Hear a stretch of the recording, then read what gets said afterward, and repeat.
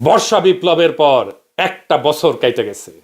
হাসিনা পালাইছে সত্যি, কিন্তু সে ফেলে গেছে একটা ছায়া, ফ্যাসিবাদের, ভারতীয় দালালির আর রাষ্ট্রীয় দখলদারিত্বের ছায়া।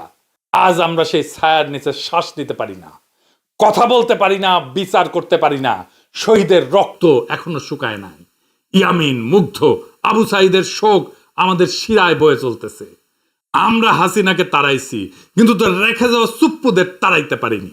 এসালমের কর্মচারী, দুবাই মালয়েশিয়ার রেসিডেন্ট, প্রশিক্ষিত মুজিব বাহিনীর ধুলি ধরা রিক্রুট এখনো বঙ্গভবনে বসে আমাদের বিপ্লবের মুখে থুথু ছুঁড়ে দিচ্ছে।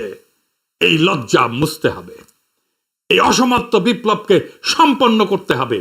এই পচা কাঠামো থেকে জাতিকে মুক্ত করতে হলে এখনই দরকার সেই ঐক্য, সেই আগুন যেটা ছিল বর্ষা বিপ্লবে, যেটা ছিল শাপলা চত্বরে, যেটা ছিল প্রত্যেকটা শহীদের মুখে। আমরা মাথা নোয়াবো না, আমরা দিল্লির দাসত্ব মানব না। আর তাই সময় আসছে বাংলাদেশের প্রথম নারী রাষ্ট্রপতি বেগম খালেদা জিয়াকে বঙ্গভবনে অধিষ্ঠিত করার।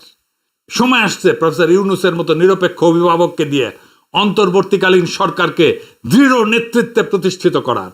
সময় আসছে শহীদের কবরের কাছে দাঁড়ায় শপথ নেওয়ার। এই বাংলাদেশ আর কখনো রয়ের অনুগত থার্ড ক্লাস বটতলার দালালদের হাতে তুলে দেওয়া হবে না।